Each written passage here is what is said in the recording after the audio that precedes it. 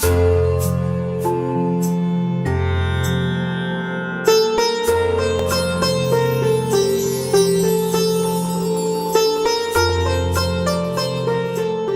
धर्म में पितृपक्ष का विशेष स्थान है। पितृपक्ष को श्राद्ध भी कहा जाता है।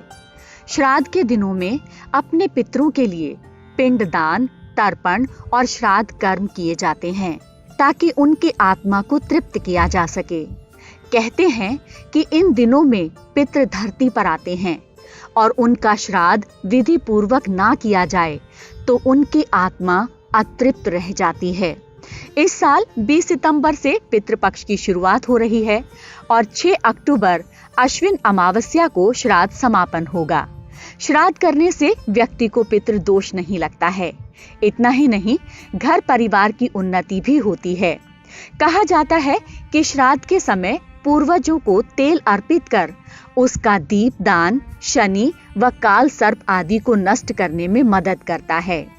अगर श्राद्ध के दिनों में दूध, तिल, तुलसी, सरसों और शहद का तर्पण और अर्पण किया जाए तो वो जीवन के संघर्ष को कम करता है।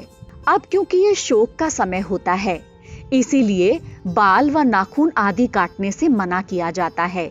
लेकिन ज्योतिषियों के अनुसार ग्रंथों में इस प्रकार का कोई उल्लेख नहीं है। ये सब सुनी सुनाई या किसी के अनुभव से प्रेरित बातें हैं जो अब परंपरा बन चुकी हैं। पितृपक्ष में इन चीजों से करें परहेज। कहते हैं पितृपक्ष में कई चीजों से परहेज करना चाहिए, अन्यथा पूर्वज नाराज हो जाते हैं। ऐसे में कहते हैं कि लहसुन और प्याज से परहेज करें।